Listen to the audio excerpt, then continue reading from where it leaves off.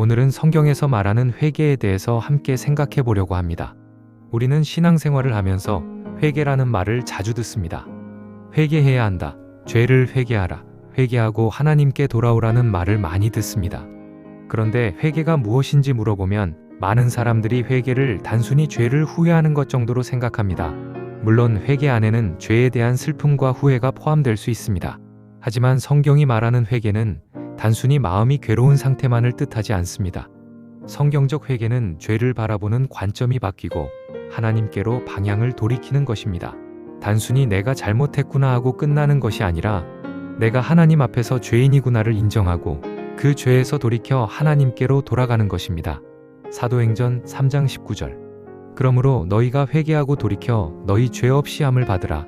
여기서 회개는 단순한 감정이 아니라 돌이킴과 연결되어 있습니다. 회개한다는 것은 죄를 붙든 채로 하나님께 용서만 요구하는 것이 아닙니다. 죄를 죄로 인정하고 하나님께로 돌아서는 것입니다. 그렇다면 회개는 구체적으로 무엇을 포함할까요? 첫째, 회개는 죄에 대한 인식에서 시작됩니다. 사람은 자기 죄를 죄로 보지 않으면 회개할 수 없습니다. 세상은 죄를 실수라고 말할 수 있습니다.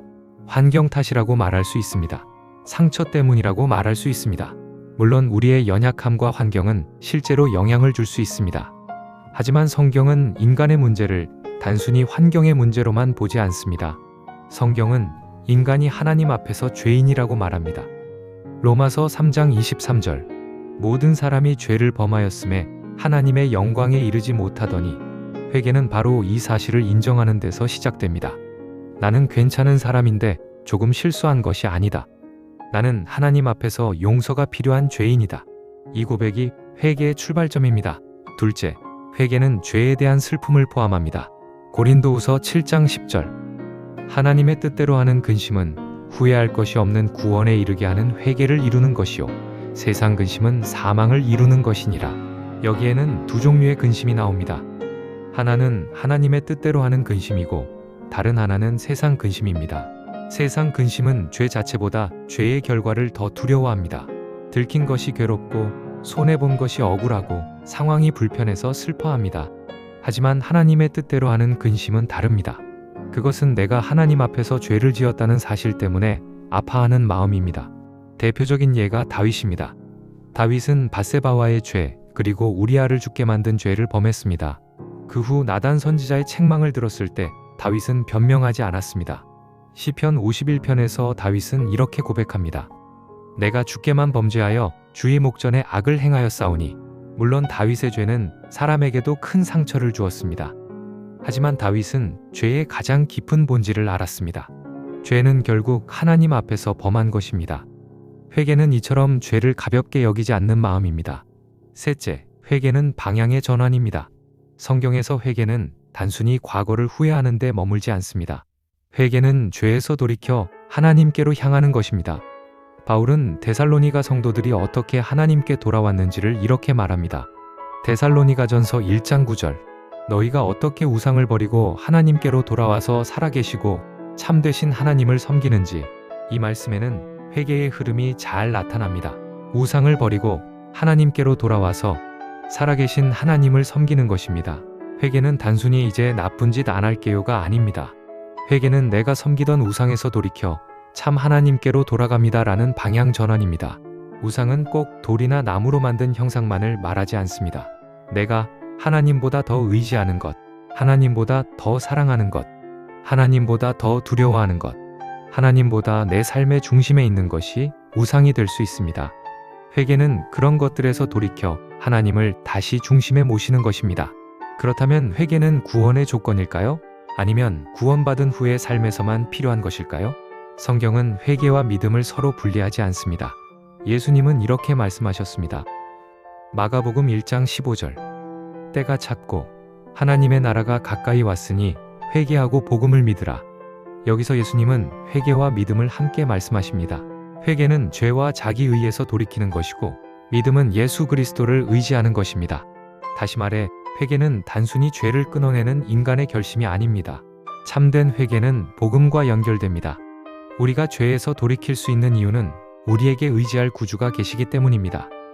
예수 그리스도께서 우리의 죄를 위해 십자가에서 죽으시고 부활하셨기 때문에 우리는 죄를 숨기지 않고 하나님께 나아갈 수 있습니다.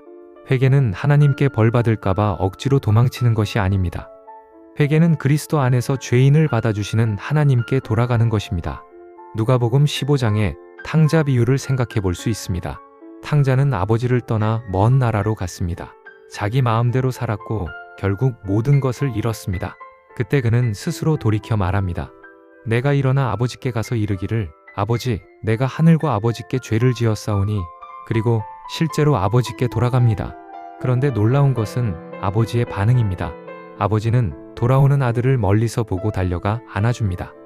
이것이 복음 안에서의 회개입니다. 회개는 무서운 하나님 앞에서 끝없이 자기 자신을 정죄하는 것이 아닙니다. 회개는 죄를 인정하고 은혜로우신 아버지께 돌아가는 것입니다. 물론 참된 회개에는 열매가 따릅니다. 세례 요한은 이렇게 말했습니다. 마태복음 3장 8절.